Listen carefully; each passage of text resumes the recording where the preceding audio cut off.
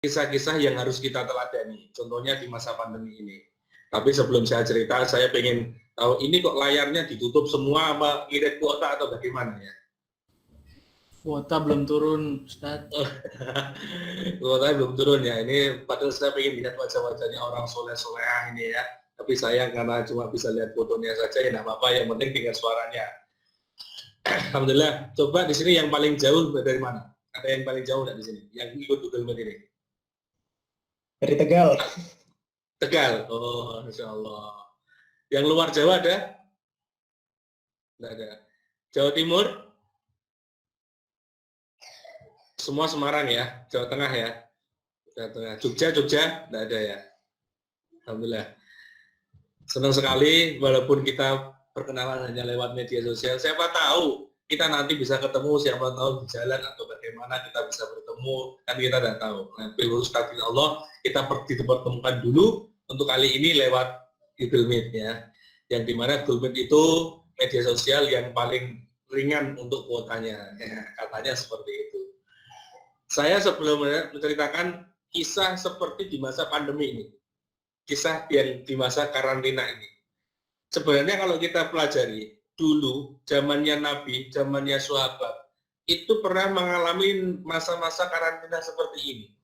Kita ibaratkan karantina itu sebagai tempat evaluasi kita, sebagai tempat di mana kita dalam hidup kita belum pernah terjadi hal seperti ini. Baru kali ini, selama 1 tahun, kita hanya menikmati 2 bulan saja. Yang lainnya bukan bulan, biasanya bulan kaleng-kaleng atau apa-apa. Ya, Januari dan Februari, Maret sudah lockdown. Kita tidak bisa apa-apa. Nah, maka dari itu, di tahun ini, Masya Allah, luar biasa. Karena apa? Karena di masa karantina ini, kita melihat kisah yang pertama, Nabi Yunus alaihissalam. Nabi Yunus, Masya Allah. Dulu ketika dia berdakwah, itu tidak diterima oleh umatnya. Disangka orang gila. Siapa kamu dakwah mengajarkan siapa Allah, siapa Tuhan dan sebagainya. Akhirnya kesal Nabi Yunus diusir oleh umatnya sampai terjebur di sebuah laut terus dimakan oleh ikan. Nah, di dalam perut ikan itu Nabi Yunus alaihissalam dikarantina selama ada yang mengatakan 40 hari, ada yang mengatakan 2 bulan macam-macam. Allah alam yang intinya di dalam perut itu dalam waktu yang lama. Di dalam perut ikan Nabi Yunus alaihissalam itu berpikir, ya Allah, kenapa umatku selama ini ketika saya berdakwah kok tidak bisa menerima saya? Apa yang harus saya selesaikan? Apa yang kurang dari dalam tubuh saya? Apa yang kurang dari diri saya? Akhirnya di dalam perutnya ikan paus itu, Nabi Yunus selalu berzikir, introspeksi diri dan macam-macam. Akhirnya dianugerahi Allah untuk membaca Bismillahirrahmanirrahim. Baca itu apa? Membaca ketika itu bacaan adalah ketika panjenengan sedang dalam keadaan mencengangkan atau ada kira-kira membahayakan, seperti contoh mau naik motor, mau pergian, takut ada begal, dibaca itu, insya Allah aman. Ya, ketika sudah dibaca, Nabi Yunus keluar dari mulut dari ikan tadi, terus berdakwah diterima. Ternyata apa? Ternyata kunci adalah kesabaran. Ternyata kesabaran itu yang dulunya belum dimiliki oleh Nabi Yunus alaihissalam. Kisah yang kedua yaitu adalah Nabi Yusuf alaihissalam. Nabi Yusuf alaihissalam sebelum menjadi seorang raja, seorang nabi yang dikenal oleh seantero dunia, dulunya hanya seorang anak dari yang saudaranya jumlahnya banyak sekali, yang dimana Nabi Yusuf itu dikucilkan oleh saudara-saudaranya sampai Nabi Yusuf itu pernah diceburkan dalam sebuah sumur karena saudaranya tidak menerima, termasuk orang tuanya. Akhirnya Nabi Yusuf itu dianugerahi wajah yang sangat tampan. Ya. Nanti sing jeneng Yusuf mesti orang ganteng ya. Terus aja ngaku-ngaku aku Yusuf. Nah, insya Allah ketika Nabi Yusuf alaihissalam sampailah cerita di sebuah kerajaan bahwa si ratu itu pengen sekali ketemu dengan namanya Yusuf alaihissalam, Nabi Yusuf itu. Sampai akhirnya si ratu itu terpesona dengan ketampanan Nabi Yusuf. Dan walau terjadi sesuatu dan akhirnya si raja itu cemburu, akhirnya si Nabi Yusuf itu dipenjara oleh raja. Selama di kerajaan, selama di penjara, Nabi Yusuf itu dikarantina oleh Allah. Dan intinya dia akan dinaikkan derajatnya oleh Allah Subhanahu wa taala. Sebelum dinaikkan derajatnya, dikarantina dulu. Setelah selesai dikarantina, Nabi Yusuf mengalami peristiwa-peristiwa yang luar biasa hingga akhirnya setelah keluar dari penjara, Nabi Yusuf alaihissalam menjabat menjadi seorang raja di istana tersebut. Nah, kisah tersebut sama halnya dengan masa sekarang ya. Masa sekarang di mana kita ini di karantina ya. Sekarang sudah alhamdulillah sudah lumayan bebas daripada kemarin-kemarin. Contoh seperti masa pandemi seperti ini, kuliah online ya, ngaji online, sing cah nom-nom iki kumpule online ya, tongkrongnya online. Nah, yang penting tetap kita menjaga silaturahim. Itu cerita tersebut. Maka cerita sahabat para aulia ini ingin saya sampaikan bahwa dari cerita tersebut kita sebenarnya hanya ingin mengandalkan satu contoh dan panutan yang harus kita dapatkan. Di masa seperti ini, kalau kita berbicara untuk masalah makna dari kata nikmat itu memang banyak problemnya. Saya ingin bercerita sedikit, di mana kita kalau masa sekarang itu kita kurangi untuk neun sewu. Orang Jawa namanya sambat. Kurangi sambate akeh syukure. Ya seperti itu. Kurangi sambate akeh syukure. Ya memang bersyukur kita mendapatnya rezekinya masih segini. Contoh kalau kita kuliah kita memang jatah kuotanya masih segini ya. Kuotanya masih sedikit. Nah, insya Allah setelah ini kuotanya banyak diisi gratis semua. Nah, amin ngono ya. Nah, insya Allah. Terus saya ingin menceritakan sebuah kisah dari sebuah sholawat. Pernah dengar namanya sholawat nariyah? Sholawat nariyah, ya. Sholawat nariyah. Sholawat nariyah itu yang biasa sering dilakukan kalau ada pengajian. Allahumma sholli sholatan kamilatan wa salim salaman daman ala sayyidina Muhammadin alladhi tanhalu bihil uqadu wa tanfariju bihil kurabu wa tuqda bihil hawaiju wa tunalu birahaibu wa husnul khawatimi wa yustasqal ghamamu biwajhil karimi wa ala alihi wa sahbihi fi kulli lamhati wa nafasin bi adati kulli ma muhlima. Itu tadi salah satu lantunan sholawat nariyah. Insya Allah semuanya sudah pada hafal ya. Tapi kadang sholawat itu maknanya apa? Nah ini saya ceritakan. Nah ini ada hubungannya enggak dengan kisah Aulia dan para sahabat? Ada, sangat sekali. Apa hubungannya? Karena di sholawat ini mengartikan artinya adalah menceritakan tentang kisah-kisah sahabat yang dituntut dalam sebuah sholawat.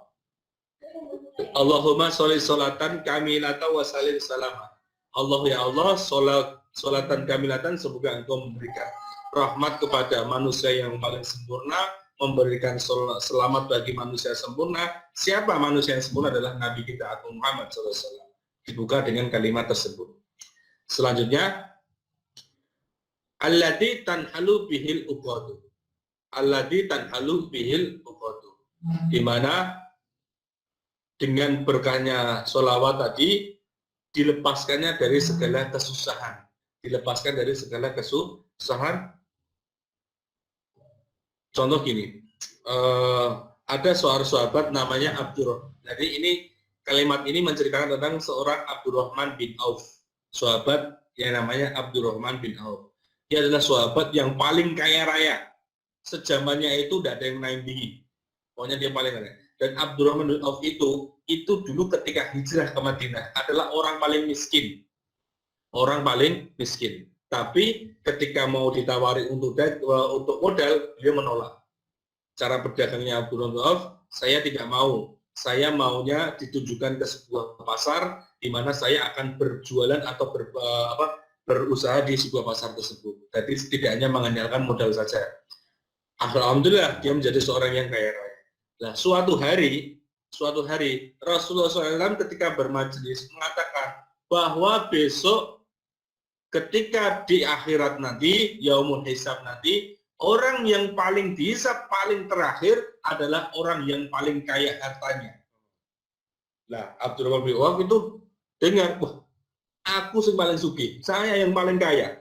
Berarti saya yang paling terakhir nanti hisab. Ketika dengar kajian tersebut, Abdurrahman bin Auf itu nangis. Nangisnya kenapa? Nangisnya kalau dia takut saya di hari akhir nanti. Nah, insya Allah, ketika nangis itu, Abdurrahman bin Auf setiap malam itu berdoa. Doanya bagaimana? Allahumma ya Allah, Allahumma jalal miskinan. Ya Allah, jadikanlah saya orang yang miskin. Coba bayangkan. Jadikanlah saya orang yang miskin. Kalau kalian bisa doa seperti itu, hebat ya. Teman-teman sekalian, alhamdulillah ya. Kenapa? Karena takut nanti ketika di akhirat, ketika saya mati membawa harta yang begitu banyaknya. Akhirnya ketika suatu hari daerah tanah Mesir itu sedang terjadi namanya orang Jawa namanya pagebluk, ya, penyakit wabah yang dimana wabah tersebut itu semua tabib diundang oleh raja untuk membuat obatnya. Lah, akhirnya ketika membuat obat tersebut ternyata dikisah bahwa obat tersebut hanya bisa didapatkan di daerah Madinah, yaitu obatnya adalah kurma yang sudah busuk. Nah, lanjut cerita lagi bahwa Abdurrahman bin Auf tadi ketika sebelum pengen menjadi tadi doa menjadi orang miskin, dia bagaimana caranya? Aku pengen jadi orang miskin. Itu ternyata di daerah Madinah sedang terjadi gagal panen. Kurmanya gagal panen. Semuanya busuk semua. Akhirnya sama Abdurrahman bin Auf, kurma yang busuk tadi dibeli semua dengan harga 2 kali lipat. Coba bayangin. Itu hanya orang gila yang bisa membeli seperti itu. Kenapa? Karena nggak laku dijual kalau kurma busuk. Tapi dengan Abdurrahman bin Auf itu dibeli. Supaya apa? Supaya saya menjadi orang yang miskin. Setelah dibeli kurma tadi, si Abdurrahman bin Auf didatangi oleh beberapa orang dari kerajaan Mesir. Setelah didatangi, bilang, ya Abdurrahman bin Auf, ini saya mau cari kurma yang busuk sebagai obat di negara saya, di kerajaan saya. Kamu jual berapa saya beli? Saya beli dengan harga 10 kali lipat. Masya Allah. Tadi belinya 2 kali lipat, malah dibeli 10 kali lipat. Yang tadinya pengen miskin, tidak jadi malah menjadi lebih kaya raya. Itu memang dasarnya orang Jawa, nek dasarnya wong sugih ya sugih ae, nek dasarnya wong rak duwe ya wis, nek cara Jawa melarat ya melarat wae, tapi melarat harta itu bukan berarti melarat hatinya, ya. Iman itu tidak bisa dihargai dengan sebuah harta. Itu tadi, tanhalu bihil qurabu wa tuqtu bil hawaiju. Yang pertama yaitu cerita tentang Allah itu sholawat ini mendatangkan kisah tentang seorang yang ketika kita punya hajat, ya, insya Allah hajat itu akan dikabulkan oleh, ketika sedang kesusahan, maka Allah akan memberikan kemudahan. Yang kedua adalah hajat. Wa tuqda bihil hawaiju. Nah, hajat itu ceritanya yaitu adalah seorang pemuda yang sahabatnya. Jadi ini contoh saja. Namanya Julaibib. Sahabat Julaibib itu orangnya wireng, welek, wis keriting, lemu, wis pokoknya muali banget. Nah, sampai sekiranya Julaibib itu dan juga terakhir miskin. Nah, wis welek, nek oleh sugih gak apa-apa ya.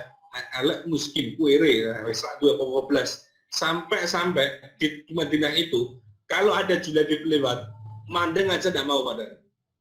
Atau ketika bertamu ke rumahnya seorang, tanya, Assalamualaikum, waalaikumsalam, ada, anak Julaibib, malakama, sampai tanya gitu, apa untungnya saya buka pintu dan apa ruginya saya buka pintu?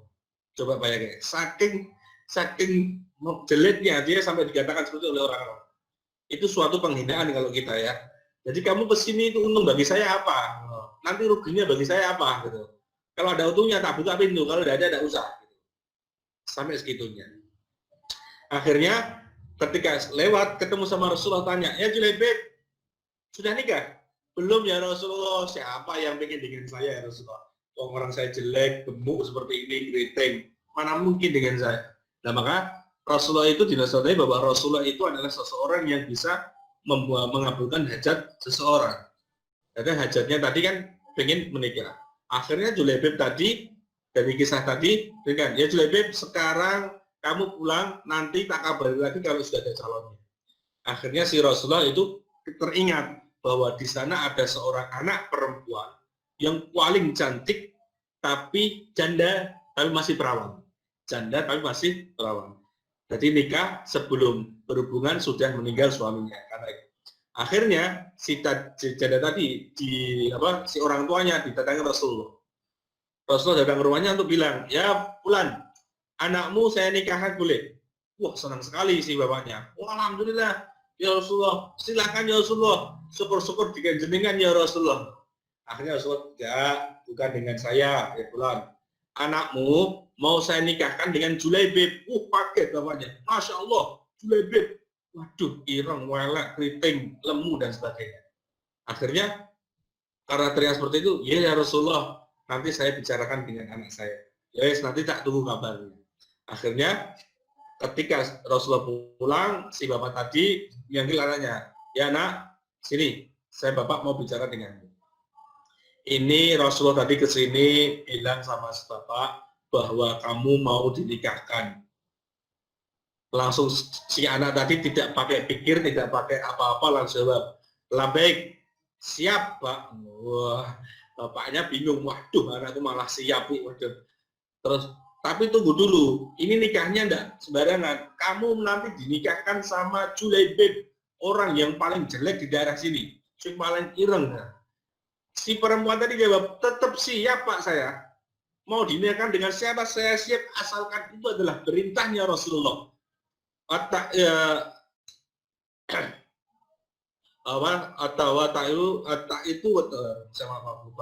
Di mana ketika yang artinya adalah orang yang bertakwa dan taat kepada Rasulullah adalah orang yang beriman.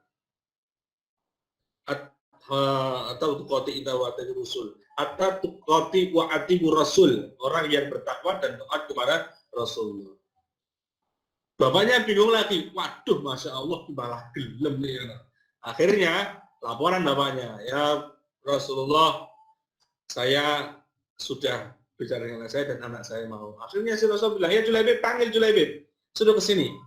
Akhirnya Julaibib panggil untuk datang, dan ketika datang, Rasul bilang, Julaibib, sekarang kamu siapkan mahar untuk nikah sekarang. Dengan siapa Rasulullah? Dengan si Fulan dan Fulan. Masya Allah Rasulullah, itu orang yang paling cantik di daerah sini ya Rasulullah. Apa saya bilang, wes kamu malu saya. Akhirnya si Julaibib pulang ke rumahnya. Pulang ke rumah ternyata cuma punya dua cincin logam. Ketika logam itu dibawalah si cincin tadi ke rumahnya. Belum sampai rumahnya, si Julaibib tadi mendengar kalimat Folullah, Hailullah, itu adalah pertanda peringatan bahwa untuk waktunya kita berangkat perang. Nah, di situ kalau ada panggilan itu, laki-laki balik, akil balik, itu wajib untuk berangkat. Julaibib bingung, ya Allah, iki aku melu perang, apa nikah? Kalau perang itu panggilan wajib, kalau nikah itu juga saya didhawuhi. Akhirnya tidak pikir panjang, si Julaibib ikut berperang, cincinnya tadi ditukarkan dengan pedang. Dengan pedang. Akhirnya si Julaibib berangkatlah berperang. Dan sampai di pertengah perperangan, Julaibib meninggal. Setelah meninggal, dikabarkan Rasulullah mengasih kabar ke Fulan. Ya Fulan, mohon maaf sekali, Julaibib tidak bisa menikah dengan kamu. Julaibib sudah menikah dengan bidadari surga. Istrinya cemburu. Dengan siapa menikahnya ya Rasulullah? Dengan bidadari surga. Loh, kenapa? Julaibib meninggal ketika berperang. Bapaknya alhamdulillah. Anaknya adalah seseorang yang Masya Allah. Kalau mbak-mbak di sini ya yang ikut kajian ini yang sudah dengar cerita saya, kalau nanti ada seorang laki-laki siap untuk melamar ya, tidak usah katakan tidak, terima saja.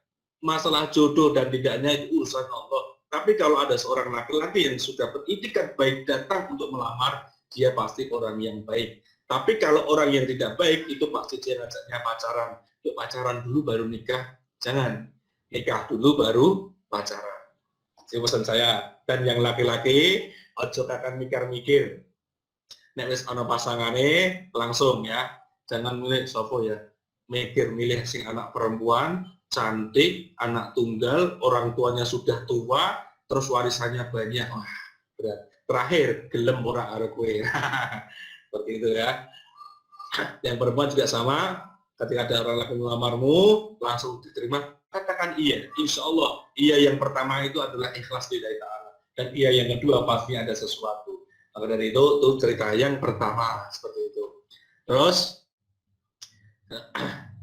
ini kalau saya bercerita ini banyak kisah ini, nanti ceritakan sampai maghrib ini ya. Kasihan buat kalian. Satu lagi kisah ya. Dan siapkan pertanyaanmu tentang apa saja boleh silakan. Terus yang selanjutnya yaitu wa tubdobil hawaju wa tunalu birrohoibu. Di sholawat nada ini menceritakan tentang bahwa menunaikan hajat dan keinginan.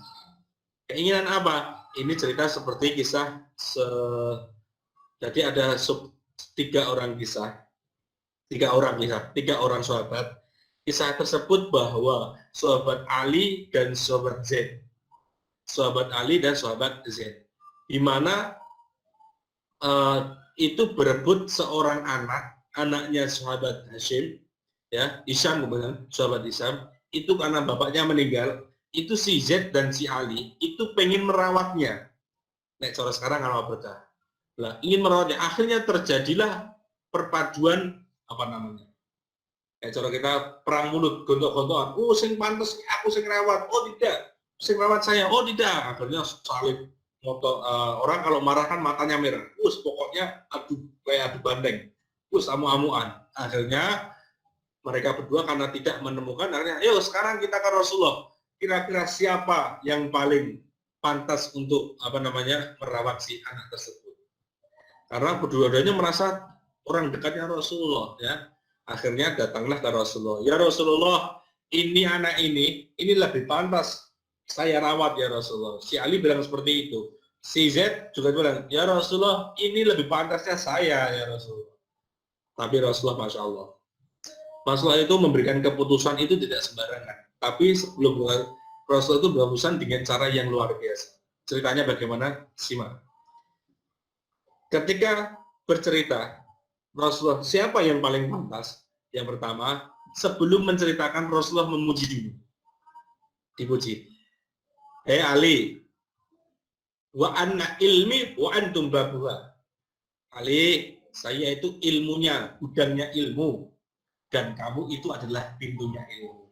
Jadi orang kalau ingin belajar ilmu dengan saya, belajarlah sama kamu itu juga sama.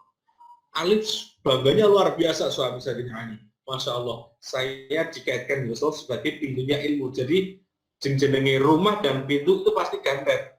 Dan ilmu itu pasti kalau kita masuk ke sebuah rumah pasti masuk lewat namanya pintu. Maka ilmunya Rasulullah itu hampir sama dengan ilmunya Sayyidina ilmu Sayyidina Ali itu hampir sama dengan ilmunya Rasulullah. Jadi hampir mirip.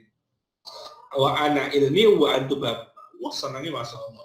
Contoh seperti mas-mas ini atau mbak-mbak ini. Sebelum berkata dipuji dulu, Mas, Masya Allah. Jenggotmu itu walaupun tidak banyak, sedikit tapi mempesona, Mas. Beriwang seperti saya ini ya. Jadi jenenge jenggot kok beriwang orang ngerti ya. Nah, seperti ini. Terus Masya Allah, Mas, walaupun tubuhmu itu gemuk tidak masalah. Atau malah saya nikmat ngirit kasur, kan seperti itu ya. Tidak masalah. Dipuji dulu. Jangan langsung nyentak, tidak. Dipuji dulu. Malu. Kenapa? Karena kalau pujian itu biasanya mendapatkan ketenangan. Setelah dipuji seperti itu, Sayyidina Ali yang tadinya marahnya luar biasa tidak jadi marah, marahnya hilang. Yang kedua, Z bin Robbah. Z, engkau adalah manusia yang namanya tertulis di dalam Al-Quran. Wah, jadi bukan sahabat, bukan nabi, tapi namanya tertulis di dalam Al-Quran. Langsung, Masya Allah. Dengar kata-kata tersebut, si Z senangnya luar biasa, masya Allah, terkagum. Lah, Rasulullah itu belum memutuskan, dua orang ini saling terkagum karena sudah dipuji oleh Rasulullah. Saking kagumnya, akhirnya tidak jadi. Yang rebutannya tadi lupa. Akhirnya malah bilang, sudah kamu saja yang pantas, kamu lebih pantas. Akhirnya rebutan untuk memberikannya. Tadinya memaksa, yang sekarang rebutan untuk memberikan. Itulah Rasulullah SAW. Cara berpikirnya, kisah-kisah tadi mengisahkan bahwa di dalam Sulam Karya ini mengisahkan kisah yang luar biasa. Itu baru sekelilingit saja, belum banyak. Saya biasanya mengambil kisah Rasulullah itu dari kitab Maulid, kitab Arba Janji, atau kitab Khulasatul Nurul Yakin, cerita-cerita seperti itu. Nah, insya Allah cerita-cerita yang lebih banyak lagi. Monggo, ini mau tanya jawab dulu atau langsung? MC? Ya, jawab Pak. Tanya jawab dulu. Oh ya, monggo.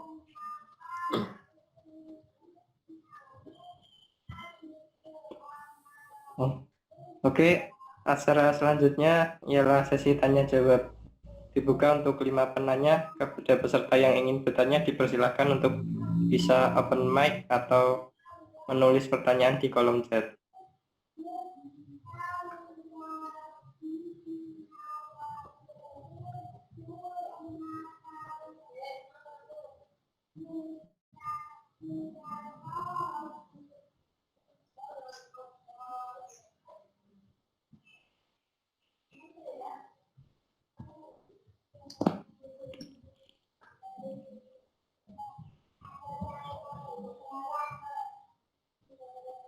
Oke, silahkan nggak apa, Bapak SMP Islam Nudie.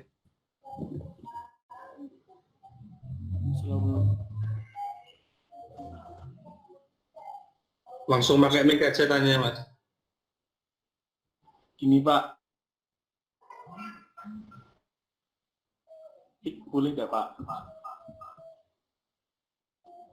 Ya, halo. Gimana? Suaranya nggak jelas. Apakah kita boleh membedakan antara dari zaman dulu dengan zaman sekarang? Dengan zaman dulu kayak gini, zaman sekarang kayak gini, harusnya zaman sekarang tuh kayak zaman dahulu. Apakah kita boleh membanding-bandingkannya seperti itu? Mungkin itu. Waalaikumsalam.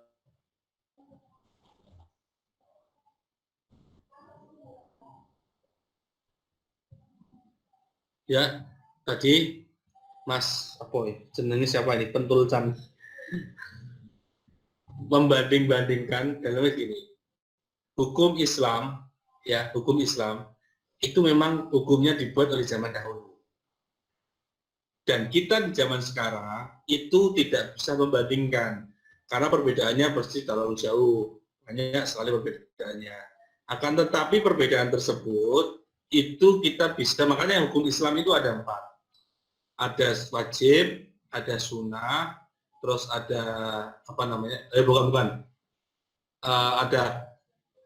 hukumnya, ada haram, ada halal, ada subhat, ada yang terakhir adalah ijma. Wajib, sunnah, ijma. Jadi ijma ulama ini adalah ulama ini memutuskan hukum yang zaman sekarang ini bagaimana. Zaman sekarang ini bagaimana dengan zaman dahulu. Contoh kecilnya ya, zaman sekarang itu, zaman dulu itu kita boleh beristinja menggunakan batu atau menggunakan batu, beristinja menggunakan batu, karena zaman dulu itu air susah. Tapi sekarang kita kalau menggunakan batu juga batunya harus lebih susah daripada kita harus dengan air. Contohnya seperti itu. Nah, maka dari itu hukum yang dulu zaman dahulu itu tidak boleh dihilangkan karena itu adalah menjadi dasarnya kita. Dasar kita untuk kita dalam cara menyikapi hukum-hukum yang dulu sampai sekarang kita laksanakan. Yang hukum yang selalu kita laksanakan adalah hukum wajib, dan wajib itu tidak boleh dibeda-bedakan, ya. Wajib tidak bedakan, harus sama. Contoh seperti hanya sholat, ya. Sholat itu ya kalau subuh 2 rakaat, zuhur 4 rakaat, asar 4 rakaat, maghrib 3 rakaat, isya 4 rakaat. Jangan terlalu semangat, wah subuh cuma 2 rakaat, tambah lagi ya, sudah 5 rakaat, karena saking semangatnya jangan. Itu tetap malah tidak boleh. Maka dari itu bukan kita beda-bedakan, tapi zaman dahulu itu sebagai landasan kita untuk kita bagaimana di zaman sekarang. Itu oke. Terus ini pada saat ini banyak orang kalangan semuanya banyak yang menyukai, menghujat dan biasa-biasa saja. Ya. Menyukai, menghujat dan biasa saja. Namun lebih banyak yang menghujat dan pada beri semangat. Pertanyaan saya bagaimana menambah keadaan tersebut? Ini maksudnya gimana Mas? Menghujat ini nih. Mas Faris.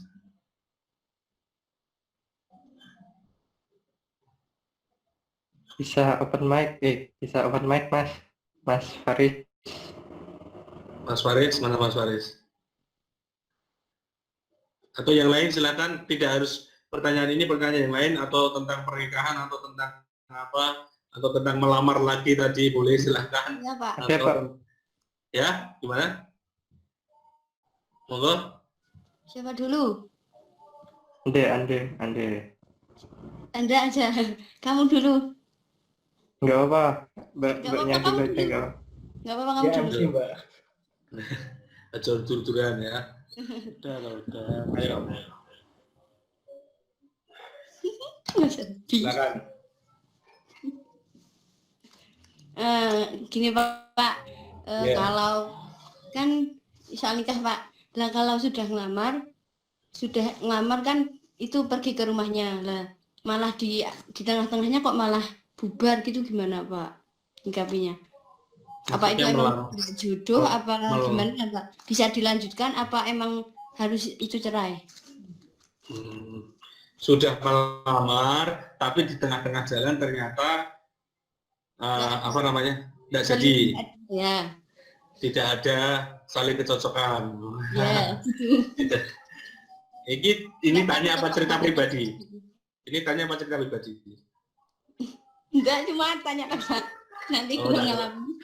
ngalamin. Tak kira cerita pribadi ya. Enggak. Jadi gini, mohon maaf, melamar itu dalam agama Islam sebenarnya tidak ada.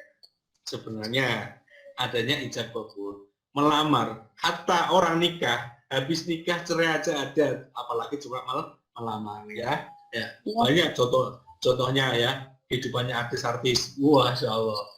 Kita kemarin infotainment mendingan nikah. Lebih dari berapa minggu sudah cerai lagi. Besok sudah nikah lagi. Enak-enak karuan ya cerai, Masya Allah. Karena punya uang. Apalagi hanya melamar. Maka dari itu, ketika lamaran itu, bagusnya setelah melamar, ijab kabul. Itu sebagai penguatan. Karena kalau melamar itu, tidak bisa dikatakan itu sebagai hubungan suami istri belum sah. Andai kata ada orang lain yang masuk yang sudah siap untuk akad nikah, itu ya wis keselip. Makanya seperti itu ya. Ya. Makasih Pak. Yang penting jangan nikung temannya sendiri ya. Ya Pak, makasih Pak. Ya sama-sama. Monggo yang lain. Aku boleh lagi ya Pak? Boleh silakan. Gini Pak, kita kan sebagai pemuda perlu contoh untuk menyikapi hal-hal yang baru terjadi seperti ini. Kan tolong Pak cerita tentang sedikitlah Husain dan Hasan Pak, cucu Nabi Muhammad Pak, tentang ya mungkin di zaman dahulu juga ada huru-hara seperti ini, tapi kan caranya Husain dan Hasan kan beda. Tolong ceritain Pak. Terima kasih. Cucunya Nabi Muhammad SAW, Hasan Husain, itu adalah seorang pemimpin yang dimana memang dulu terjadi huru-hara yang luar biasa. Tidak hanya Hasan Husain saja, waktu pemerintahannya Siti Aisyah dan juga Sayyidina Ali juga pernah terjadi hal tersebut. Masalah huru-hara itu tergantung kembali dari sistem pemerintahannya kita di negaranya masing-masing, ya. Karena kalau masalah dikaitkan dengan agama itu saya belum begitu paham. Akan tetapi dari zaman-zaman sahabat, dari zaman aulia dulu, ketika ketika ada permasalahan khususnya mendatangkan orang banyak, itu tidak akan mencarikan solusi. Ya, bisa pahami. Ketika kita ada permasalahan kok diselesaikan dengan orang banyak, tidak akan ada solusi. Maka dari itu pasti ada namanya perwakilan. Nah, di situ zaman Rasulullah itu, zaman Rasulullah ketika ada permasalahan, Pemimpinnya diundang. Maunya apa, kita selesaikan bersama dengan cara duduk bersama. Kita cari solusinya, sedangkan materi. Sama halnya dengan negara kita, karena negara kita penuh dengan hasutan, ya, penuh dengan hasutan. Seperti berita hoax dan macam-macam yang lainnya. Dengan kita percaya, terus yang paling luar biasa, ada berita di WA yang kata-katanya panjang sekali. Kok ya saya tanya, ini yang nge-share baca apa enggak gitu loh. Kok di-share-kan ke saya gitu. Yang nge-share aja enggak baca, kok di-share-kan orang lain. Itu tanggung jawab itu nantinya ya. Dari itu sama halnya ketika sedang terjadi di negara kita, patutnya kita kalau seandainya itu memang banyak mandaratnya, kita tidak usah ikut. Tapi sekiranya kalau memang kita harus mendatangkan orang banyak, maka kita datangkan orang banyak dengan penuh pendamaian, jangan anarki. Tapi biasanya kalau sudah kumpul orang banyak, itu mesti hawanya panas. Disenggol sedikit aja, pasti jadi. Maka dari itu, saya sarankan bahwa para aulia kesana Nabi Hasan Hussein, kalau ada seorang yang demo seperti ini, pastinya dicarikan orang yang penting untuk diajak berdiskusi. Itu selesainya seperti itu. Monggo yang lain. Terima kasih Pak.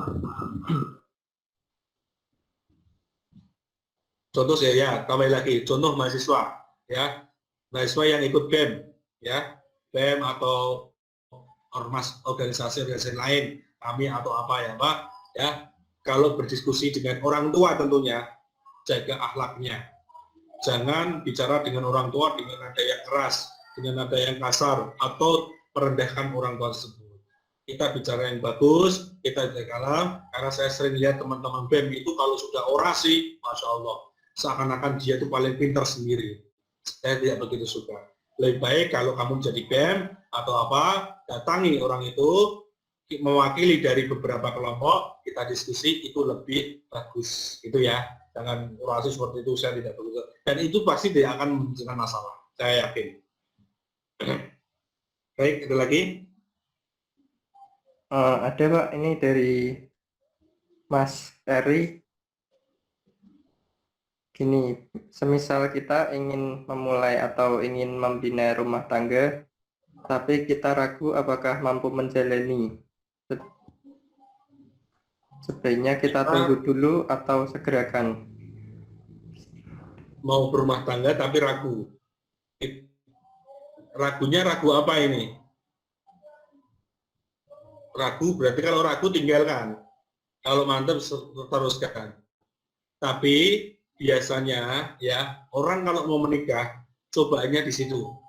Keraguan itu pasti akan datang. Maka dari itu ketika mau nikah keraguan dihilangkan. Kita datangkan kemantapan kita. Bismillah ya Allah, semoga dia adalah jodohku. Jadi jangan ketika mau nikah, jangan sholat istiqoroh. Itu kalau Kiai Ali Mansur Jawa Timur, tidak boleh.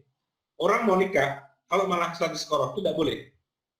Istiqoroh itu diberikan tidak ada nikah, kalau ada pilihan.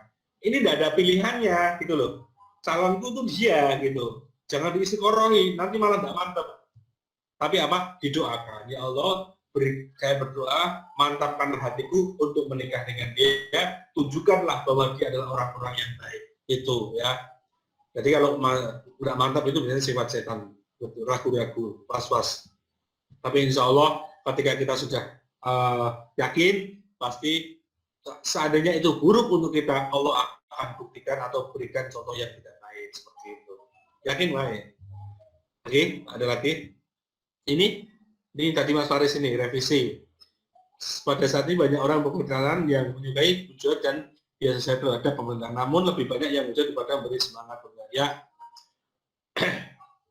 saya sebelum menjawab ini perlu saya tegaskan lagi. Masalah menghujat atau berbicara, kita masalah berbicara ya. Orang kalau berbicara kesehatan, yang paling pantas berbicara adalah dokter. Orang bicara politik, yang pantas bicara adalah anggota dewan. Orang berbicara agama, yang paling pantas adalah ulama. Orang yang berbicara tentang ilmu, yang paling bagus adalah guru atau dosen. Dan orang yang berbicara tentang pemerintahan, itu yang paling bagus adalah pemerintah sendiri. Maka dari itu, ketika kita berbicara, yang berbicara kita itu bukan dari faktanya, maka yang terjadi adalah banyak Bahkan tetap. Kenapa? Karena yang sudah dibaiat sesuai keinginannya, itu pasti saya yakin dia tidak akan bohong, kecuali ada sesuatu. Maka dari itu sekarang Masya Allah, dia tidak ahli agama, dia tidak pernah ngaji, dia tidak pernah nyantri, tapi bicara dengan dalil-dalil yang luar biasa, bicara dengan keagamaan, tentang ilmu agama. Akhirnya apa? Ngawur semua. Berbicara tentang COVID, berbicara tentang corona, tapi yang berbicara itu tidak ahli agama, tidak ahli kesehatan, maka akan sama saja. Maka dari itu, sebelum kita menghujat, sebelum kita tidak suka dengan pemerintahan, tidak sukanya dalam hal apa dulu. Maka dari itu, karena pemerintah itu banyak, kita jangan tidak suka dengan orangnya, tapi kita bisa dengan keputusannya, atau jangan terus orangnya dijual seperti ini, jangan. Kita doakan saja pemerintahan kita, karena nyuwun sewu bukan saya mendukung pemerintah. Oh, belum sadari boleh pemerintah, tidak. Karena saya yakin orang itu berperan tugasnya masing-masing. Ya, panjenengan tugasnya mahasiswa adalah mengerjakan menjadi seorang mahasiswa, bagaimana menjadi seorang siswa yang teladan. Gurunya jenengan seorang dosen, bagaimana tugasnya mengajari jenengan menjadi seorang mahasiswa yang baik. Tugasnya saya, mungkin saya dianugerahi memang sudah oleh Allah untuk berdakwah, maka saya akan gunakan tugas ini sebaik mungkin. Sama juga dengan pemerintah, maka pemerintah itu tugasnya tidak enteng. Dia sehari semalam mikir bagaimana cara negara kita bisa lebih maju lagi. Akan tetapi yang manusia terjadi, ingat, manusia tidak ada yang sempurna, dan negara itu butuh sistem. Jadi kalau kita lihat negara, karena sistem, apalagi sistem itu sesuatu yang tidak bisa dilanggar, harus ada sistemnya. Maka dari itu pemerintah itu pasti di mata masyarakat akan terjadi hal yang buruk. Wes pokoknya elek. Karena apa? Pemerintah itu karena masyarakat itu orangnya banyak, cara berpikirnya beda-beda, maka cara berpikir kita seorang mahasiswa berpikirlah dengan cara berpikir yang realistis, berpikir yang logis dan penuh dinamis, seperti itu ya. Jadi tidak hanya menghujat saja, tapi memberikan solusi. Jadi kalau Bung Karno jangan tanya apa yang negara sudah berikan pada kita, tapi kita harus bertanya apa yang sudah kita berikan kepada negara ini. Seperti itu. Ada lagi?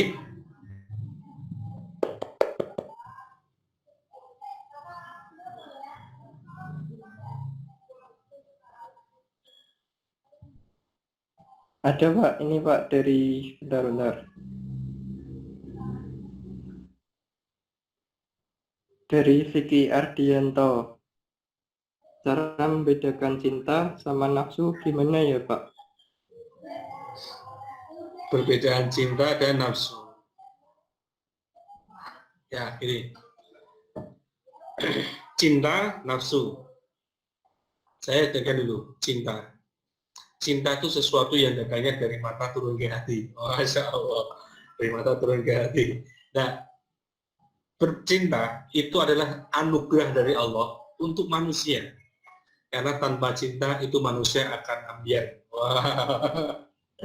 Ini ada orang saling mencintai. Si A cinta dengan si B.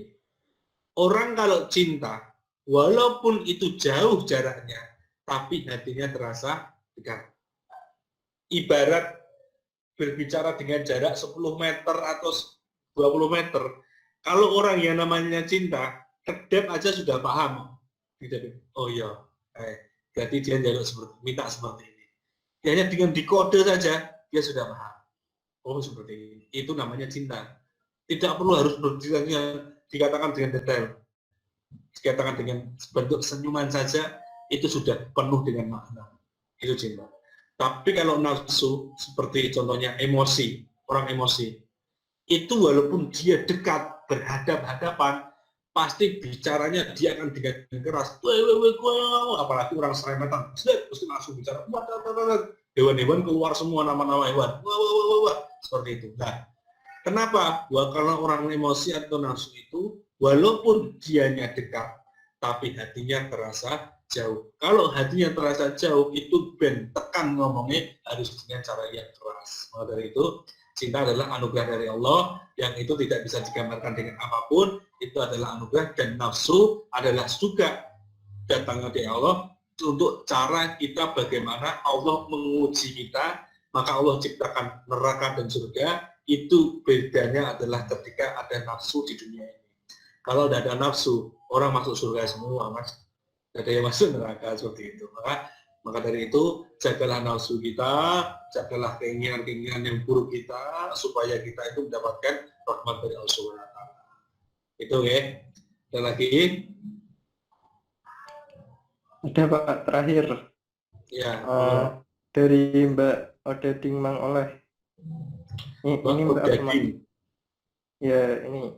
Odading Mang Oleh ya. Antum Odading Mang Oleh. Oh. Assalamualaikum warahmatullahi wabarakatuh. Assalamualaikum warahmatullahi wabarakatuh. Ya. Mau nanya, benar gak sih kalau semua keturunan Nabi Muhammad Shallallahu Alaihi Wasallam itu bakal masuk ke surga? Keturunan, ya. Seluruh keluarganya, seluruh keturunannya, Allah naskan, ya. Semuanya dijamin oleh Allah masuk surga. Contoh para habaib. Allah jaga dirinya dan keluarganya seluruhnya, insya Allah. Akan tetapi maka dari itu kita berhusnudon dengan mereka, keturunannya Rasulullah, para habaib, bahwa mereka adalah orang baik. Masalah dia nanti di neraka itu urusannya Allah. Karena itu yang menjamin siapa? Bahwa kakek buyutnya Nabi Muhammad SAW pasti akan menolong cucu-cucunya sampai dia meninggal. Andai kata dia berbuat jelek, insya Allah sebelum meninggal Rasulullah pasti. Karena ada banyak kisah. Ada seorang kasihnya Allah, habaib, itu ketika di dunia dia selalu berbuat maksiat, tetapi ketika meninggal, sebelum malaikat Israel datang, Rasul datang menghampiri untuk menuntun dia. Dari itu, kita doakan terus saja guru-guru kita, habaib kita. Kalau kita datang dekat dengan habaib, kita minta doanya. Insya Allah, orang habaib pasti akan menjaga nasabnya. Tapi sekarang banyak habib palsu. Hati-hati ya. Dia mengatasnamakan habib. Orang kalau cirinya bagaimana, Ustaz? Nah, cirinya yang pertama, seorang habaib itu tidak akan pernah mengatakan bahwa aku itu habib. Pertama. Kamu undang aku harus habib. Nah, tidak ada. Jadi sama halnya dengan kiai atau ustaz. Dia pengen dipanggil kiai. Iya, aku kiai. Undang aku butuh kiai. Undang aku butuh ustaz. Nah, itu berarti dia bukan ustaz, dia bukan kiai. Sama halnya dengan haji. Orang kalau sudah haji, ya, orang Demak ini ceritanya, namanya Parto. Dia kalau undang Parto tidak nengok. Toh Parto, tidak nengok. Toh Parto tidak nengok. Tapi itu undang Haji Parto, nengok. Ribon. Aku kaji larang tak boleh ngaji seperti itu. Pertama, yang kedua, seorang habaib pasti dia hafal nasabnya sampai Rasulullah. Keturunannya dia, orang tuanya siapa, sampai Rasulullah SAW dia hafal. Dan ketiga, ketanda dari tanda dari kesalahannya dia insya Allah ada. Andai kata tidak ada yang ketiga ini, 1 dan 2 itu pasti ada. Yang pertama adalah dia adalah seorang yang tidak pernah mengaku habib, karena ini dari saya, versi saya yang pertama, karena saya punya teman, punya guru, punya sahabat itu yang habaib banyak. Selama saya berkumpul dengan beliau, dia pernah mengatakan saya itu habib. Pertama itu ya, seperti itu. Ada lagi? Monggo.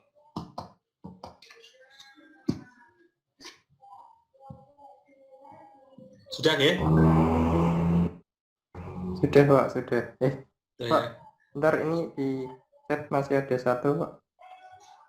Ini Mas Pentolcan tanya lagi.